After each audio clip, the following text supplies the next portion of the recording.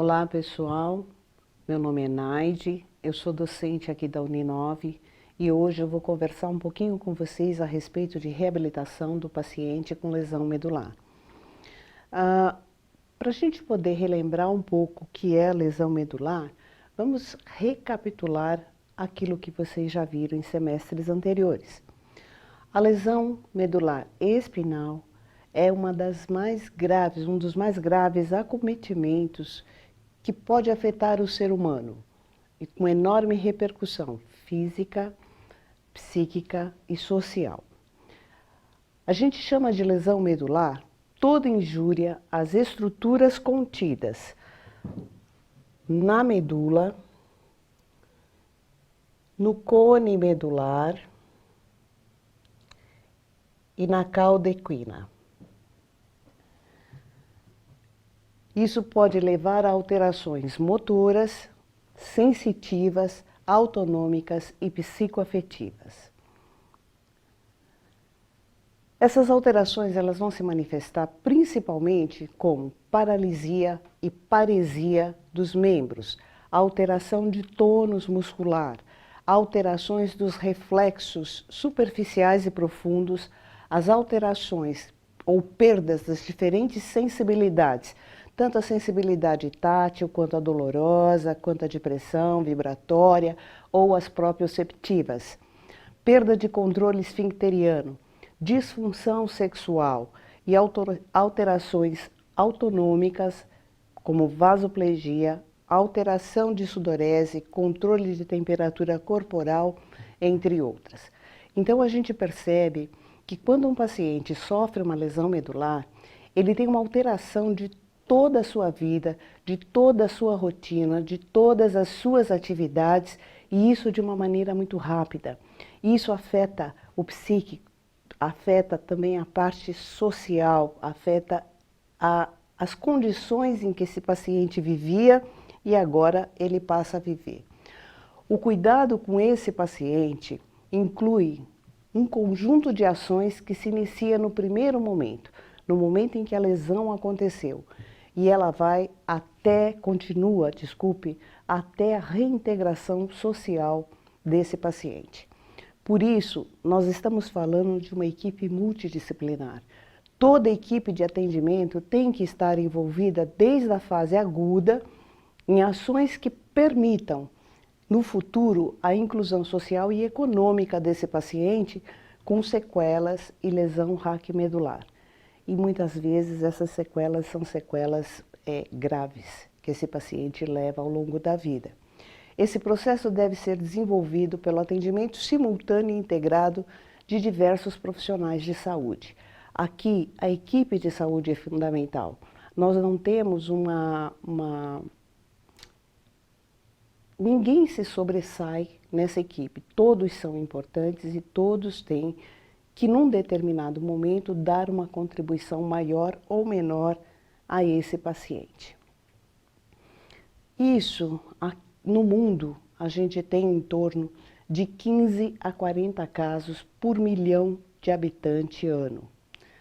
Nos Estados Unidos, a incidência é em torno de 12 mil casos por ano, sendo que 4 mil vão a óbito antes de chegar ao hospital e outros 1.000 irão falecer durante a hospitalização. Aqui no Brasil, a incidência dessa doença, ela é muito alta. A gente tem em média cerca de 40 casos por milhão habitante ano. Cerca de 6 a 8 mil casos novos por ano. Desses, 80% são homens e 60% se encontram numa faixa etária entre 10 e 30 anos. Vocês veem que é uma doença que acomete gente bastante jovem. Na verdade, não é uma doença, é um agravo, né? Que acomete gente bastante jovem, até pelas características como ela se instala. Então, essa incidência estimada aqui no Brasil, aí em torno de 8, 10 mil casos novos por ano, sendo que o trauma é a causa predominante. Essa incidência é muito elevada quando comparada com outros países. Isso traz um custo muito alto. Custo da reabilitação, custo de vida desse paciente, para essa família que tem esse paciente, para os cuidados que serão ministrados. Então, ela age e se repercute de uma maneira, feito um efeito dominó. Aconteceu com o doente, mas ela atinge a família, ela atinge todo o lado social, todo o lado afetivo, todo o lado psíquico desse paciente também. A gente tem aqui como causas traumáticas 80% dos casos. Acidentes automobilísticos em torno de 44%, atos de violência como ferimento por arma de fogo, espancamento em torno de 16%, quedas 18%, lesões esportivas cerca de 13%. A gente tem que dar um destaque especial para a questão dos acidentes por motocicleta.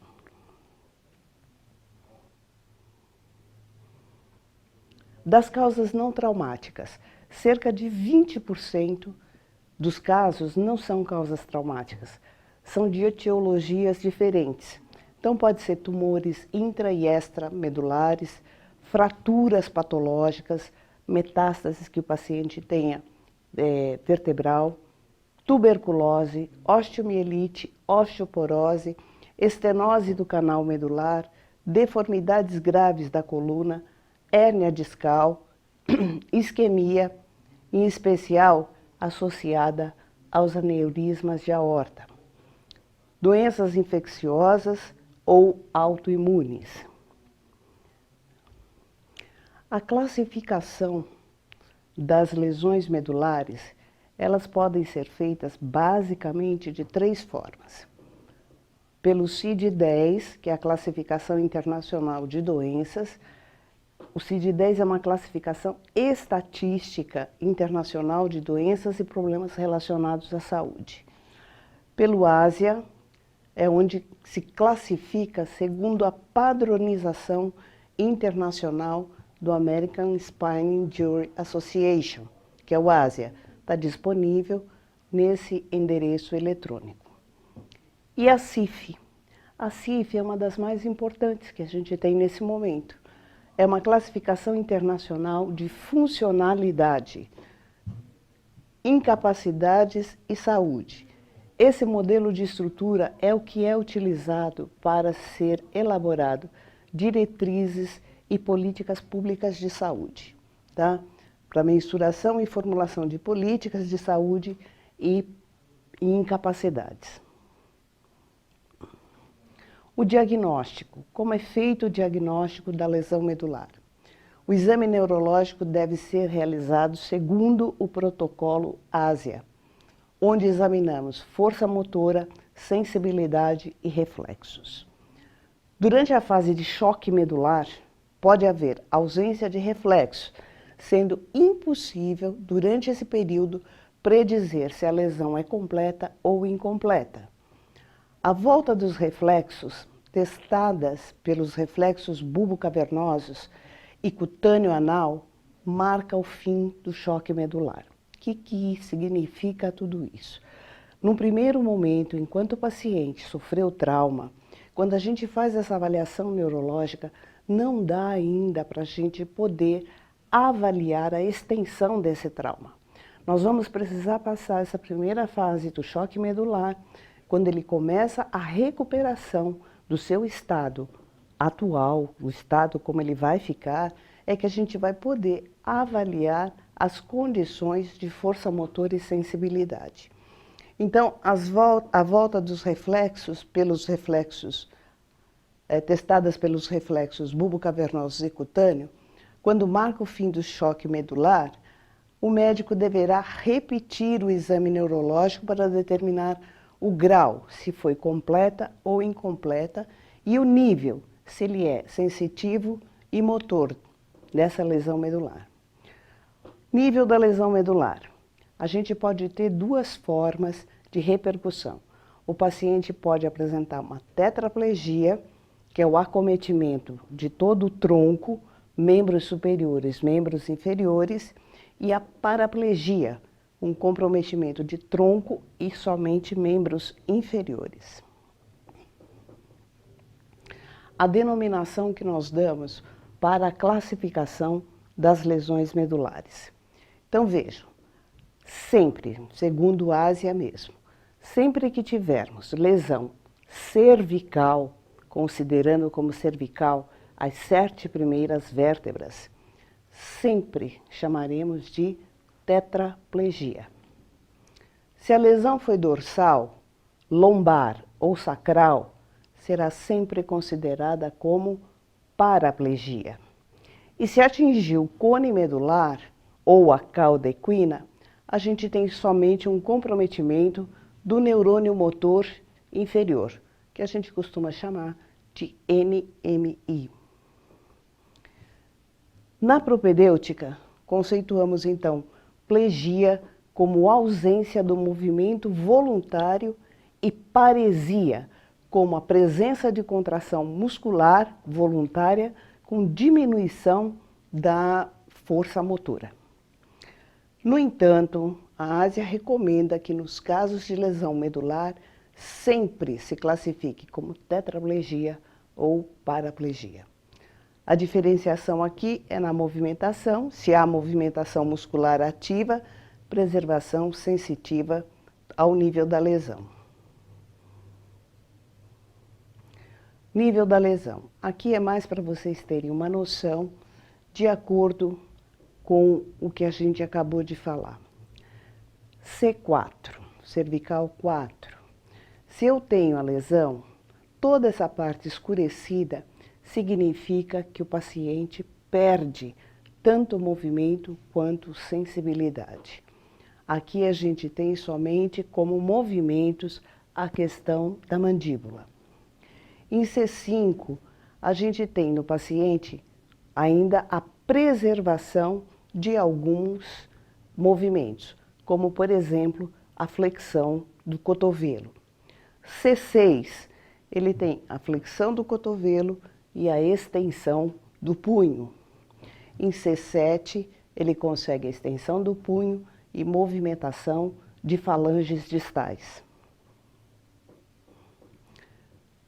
Ao nível da lesão dorsal, T1, T6, T12, L4, aqui já fica um pouco mais complicado da gente determinar.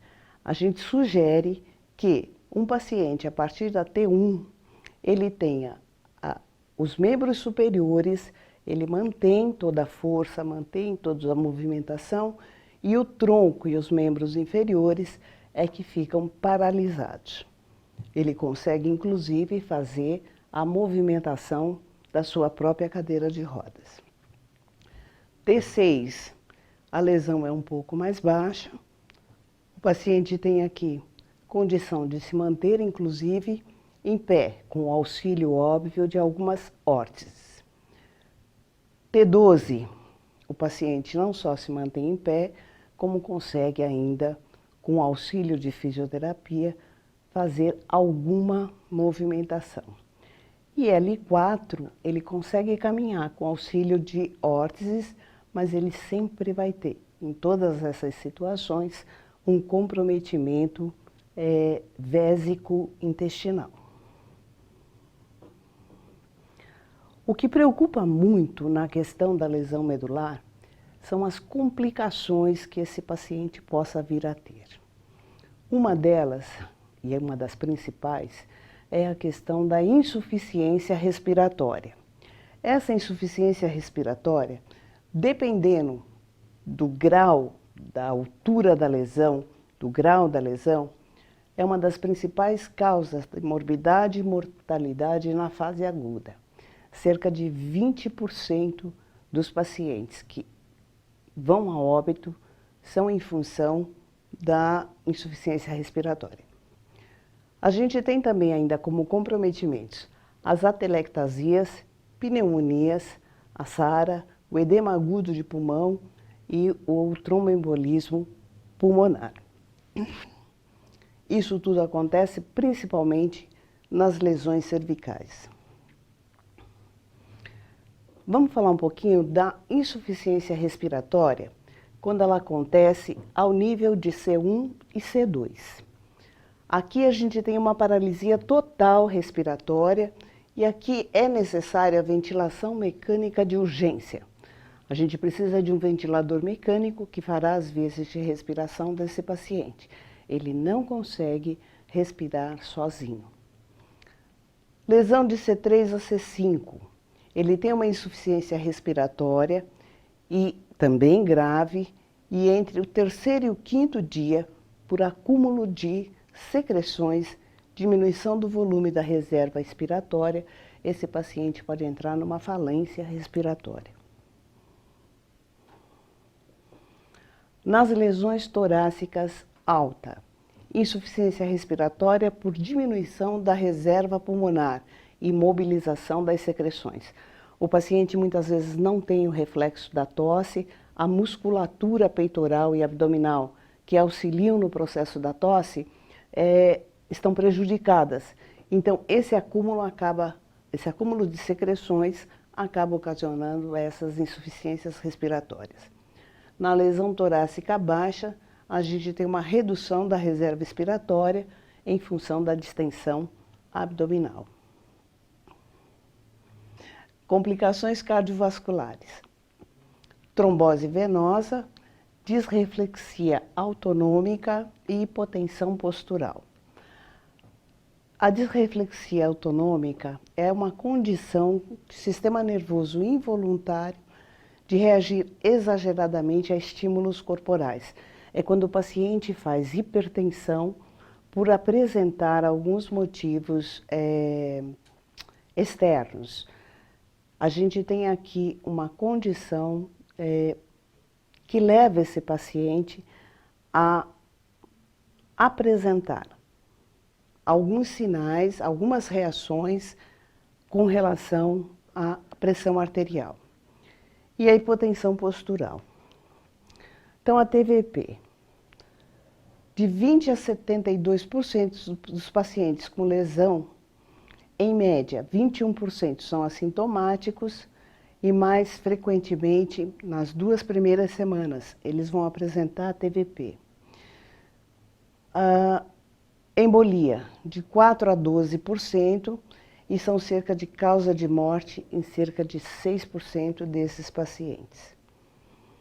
Hipotensão postural, geralmente em pacientes com lesão acima de T6, quando o paciente consegue levantar e ele tem então uma queda da pressão arterial em função até da vasoplegia que ele apresenta.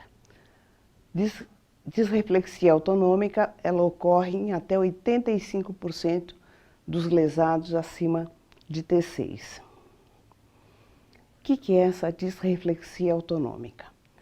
É uma síndrome hipertensiva aguda devido a uma descarga simpática reflexa hiperativa.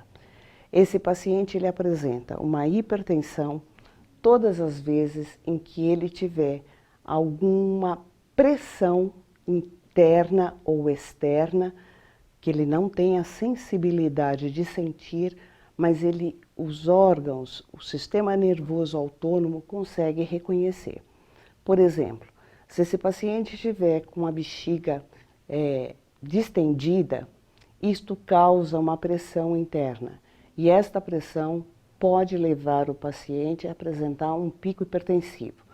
Se ele tiver com uma roupa apertada, se tiver algum tipo de desconforto, uma roupa dobrada, alguma coisa pressionando o corpo, isto pode levar o paciente a apresentar essas crises hipertensivas, como também as infecções urinárias ou quando uma obstipação intestinal impede esse paciente de eliminar as fezes. Então, a hipertensão arterial ela é produzida pela vasoconstrição excessiva e os barroreceptores carotídeos e aórticos, nervo vago, seios carotídeos, a gente tem a redução da frequência da contratilidade cardíaca. A vasodilatação normalmente fica acima do nível da lesão medular. alterações vasculares na lesão medular. Ele tem vasodilatação cutânea, com rubor facial, palidez cutânea abaixo do nível da lesão, cefaleia, congestão nasal, bradicardia paradoxal, sudorese e calafrios. Distensão ou infecção urinária, como a gente já comentou anteriormente, e distensão intestinal. O tratamento da crise autonômica hipertensiva. Então, identificação e eliminação da causa, a gente tem que buscar o que está acontecendo com esse paciente e tentar tirar o que causa, o efeito, que está causando esse efeito no paciente. Aplica uma medicação antihipertensiva e dá uma medicação de manutenção. As complicações de bexiga e intestino neurogênicos. A bexiga neurogênica é um dos maiores problemas que nós temos com esse paciente. Então vejam, as repercussões urológicas causadas pela lesão na medula espinhal constituem uma das maiores preocupações para a equipe de reabilitação. Por quê? Porque esse mau funcionamento pode, quando assistido inadequadamente, acarretar complicações como as infecções urinárias, os cálculos vesicais, as fístulas peniscrotais, refluxo vésico-ureteral, a hidronefrose, que é a perda da função renal quando a gente tem casos extremos. O intestino neurogênico também é uma das preocupações e está afetado nesses pacientes com lesão medular. O comprometimento é do funcionamento esfincteriano. O esfíncter anal compõe-se de uma porção interna, que é de controle involuntário, e de uma porção externa, onde o controle é voluntário. O esfíncter anal interno, ele permanece contraído a maior parte do tempo. Seu relaxamento é determinado por um arco reflexo que é desencadeado com a chegada de fezes na ampola retal. Nas lesões acima do cone medular, esse reflexo está preservado e existe então a perda do controle do esfíncter anal externo, que nesses casos normalmente mantém-se hipertônico e contraído, o que impede as eliminações normal das fezes. É quando o paciente começa a apresentar obstipações e riscos, muitas vezes, de ficalomas. Nos pacientes com lesão no nível do cone ou da cauda equina, esse reflexo está abolido ou diminuído, predominando a contração do esfíncter interno e, consequentemente, a obstipação. Compete à equipe multiprofissional orientar o paciente com lesão medular a ingerir dieta não obstipante, ou seja, as dietas ricas em fibras. Realizar manobras como massagens abdominais, seguir as medidas laxativas prescritas, orientar, prescrever ou realizar, se for o caso, o toque retal associado, com o objetivo do quê? De atingir uma rotina de esvaziamento. Isso que a gente faz normalmente com os pacientes que estão acamados durante muito tempo, a mobilização do paciente, as massagens abdominais, a preocupação com a dieta que a gente possa administrar para esse paciente, tudo isso para evitar a formação de fecalomas. Espasticidade. A espasticidade é uma outra complicação que pode ser apresentada por esses pacientes. Espasticidade é uma desordem do tônus muscular e é um distúrbio frequente em pacientes com lesão medular, principalmente com lesões centrais. Acomete neurônio motor superior e a fisiopatologia ainda não é clara. Aqui a gente tem um quadro clínico de paciente que apresenta espasticidade. Então, ele tem essas contraturas, tá?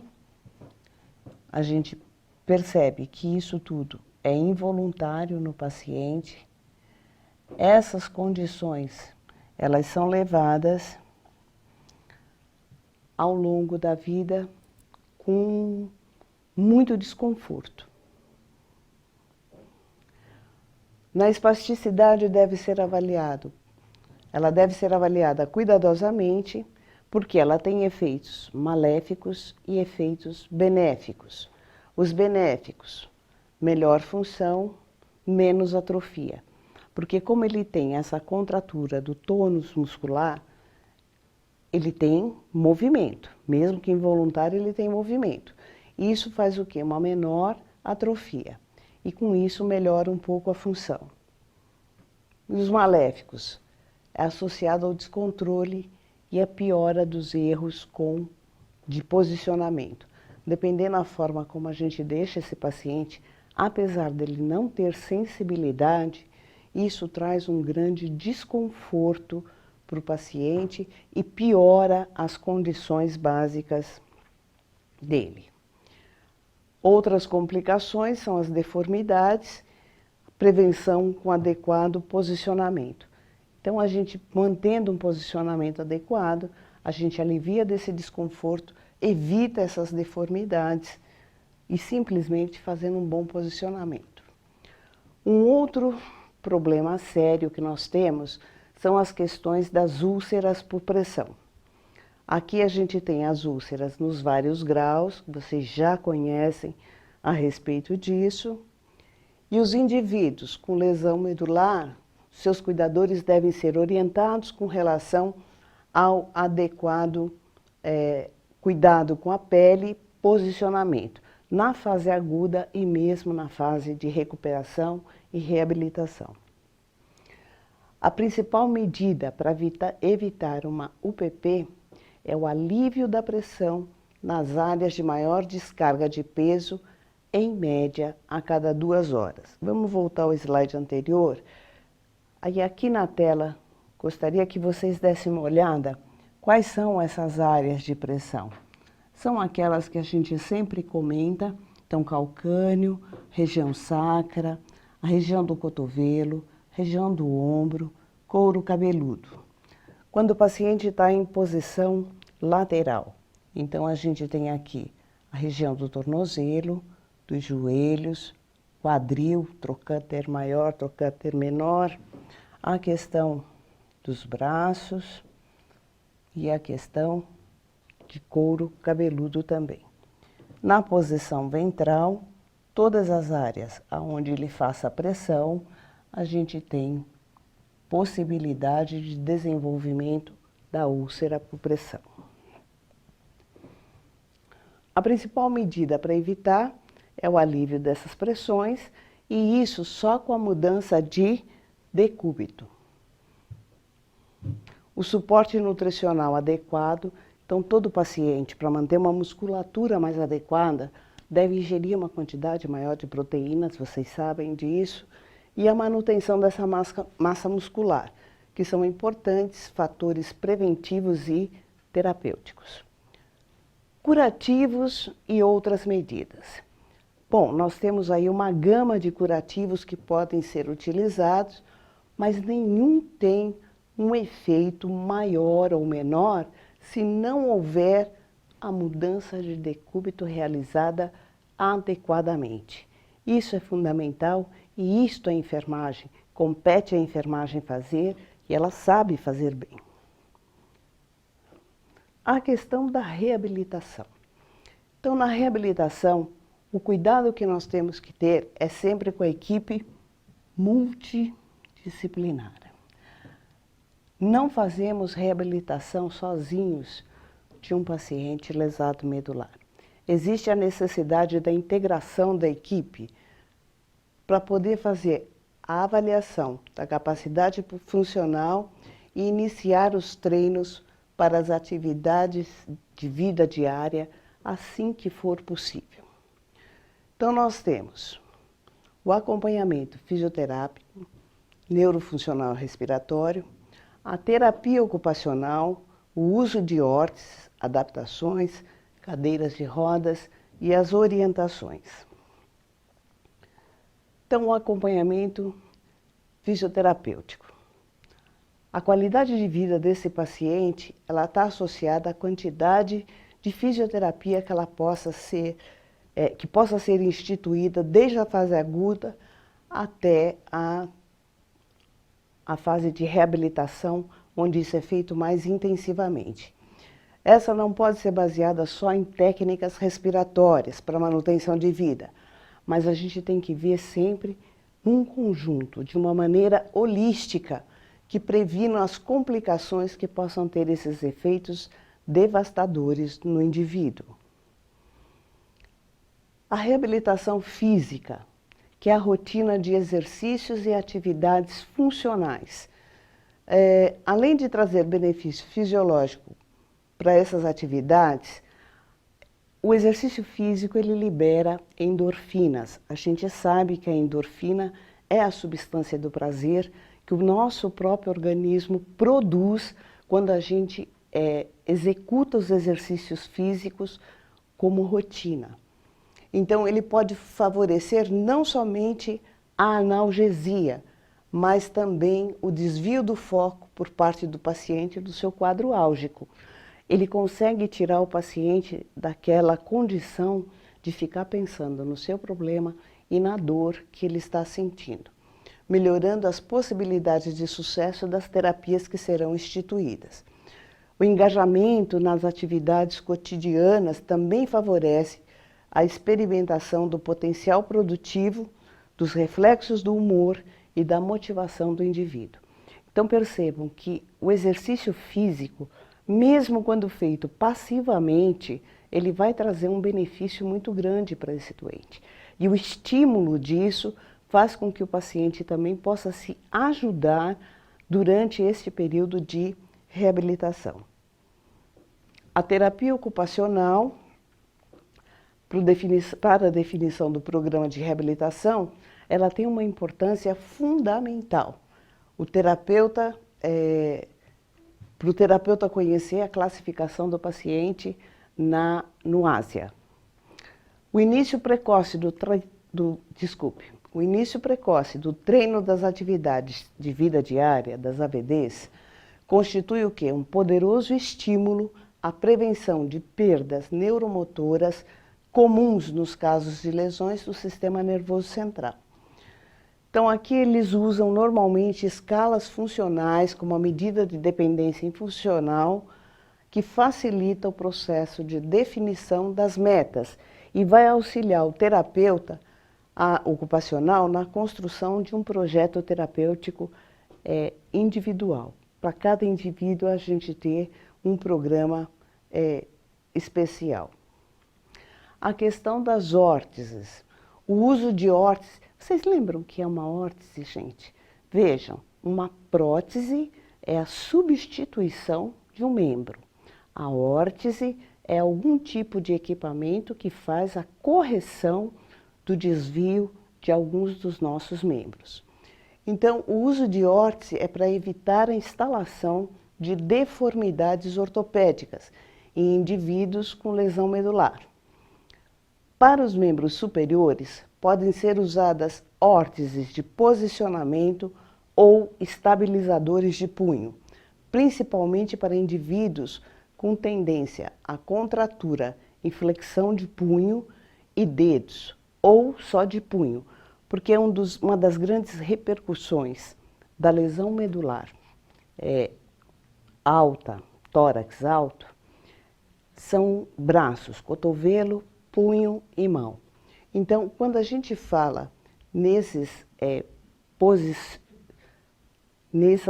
órteses de posicionamento, é justamente para auxiliar o paciente a não ter deformidades nessas áreas. Extensores de cotovelo podem ser prescritos na tentativa de evitar as deformidades em flexão desse segmento, associados à supinação do antebraço. O uso de membros de órteses para membros inferiores também tem uma grande importância. As adaptações. Adaptações para atividade básica como alimentação e higiene bucal podem ser providenciadas para os pacientes que apresentam lesões cervicais ainda na fase hospitalar, tá? As mais consagradas são os substituidores universais de preensão, os copos e canecas de alça dupla, substituidores de pinça para escrita, barras contensoras de alimentos e clipes para digitação. Então, todos são adaptados, o paciente é treinado para o uso dessas adaptações. Com a estabilização do quadro neurológico, a escolha dos dispositivos de apoio e as técnicas adaptadas para a realização das AVDs, elas devem ser consideradas. Para todos os níveis de lesão, se faz necessária a prescrição de adaptadores. O acompanhamento na reinserção do ambiente de trabalho e escola, bem como a escolha de adaptações para a direção de veículos, como todas as outras ações descritas, devem se pautar na capacidade funcional do paciente. Cadeira de rodas. Essa talvez seja a mais consagrada de uso do pessoal da reabilitação. Então, para o indivíduo com lesão medular, a cadeira de rodas deve garantir o quê? Conforto, segurança, posicionamento adequado, além de propor uma melhor funcionalidade e uma maior independência do paciente. Independente do tipo de quadro que o paciente apresente, a cadeira de rodas deve apresentar acessórios que permitam ajustes personalizados à condição funcional do paciente. Apoios de braços e pés reguláveis ou rebatíveis em folha simples ou dupla, freios de acionamento para frente ou para trás, protetores de roupas e de aros, rodas com diâmetros e pneus diversos, cintos de vários modelos, são alguns dos exemplos que a gente está falando de personalização de cadeira de acordo com o que o paciente apresente. Na questão das orientações aos pacientes e cuidadores sobre a forma correta de desempenhar esses cuidados básicos durante o programa de reabilitação, eles precisam ser realizados. O cuidador deve ser informado e treinado na realização das técnicas de facilitação das AVDs. Mudanças posturais, vestuário, higienização, autocuidado, transferências, alimentação, condução da cadeira de rodas, etc.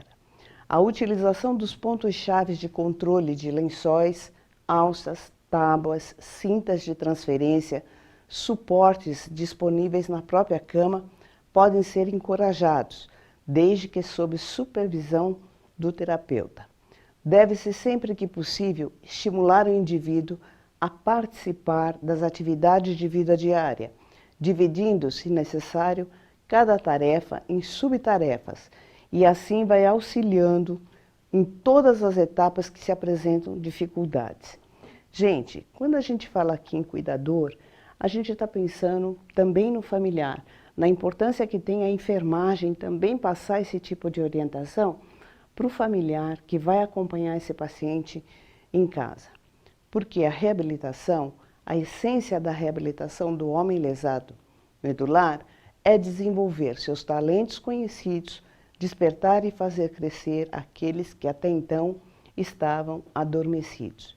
Isso é uma frase de Sir Ludwig Guttmann. E aqui a gente tem as referências do que nós trabalhamos. Eu sei que são muitas informações, mas eu acho que é importante a gente lembrar o quanto a lesão medular traz de prejuízo, não só para o doente, mas para a família, para a sociedade como um todo. Eu espero que vocês tenham conseguido absorver alguma coisa do conteúdo e se tiverem dúvidas, vocês podem me procurar. Até logo.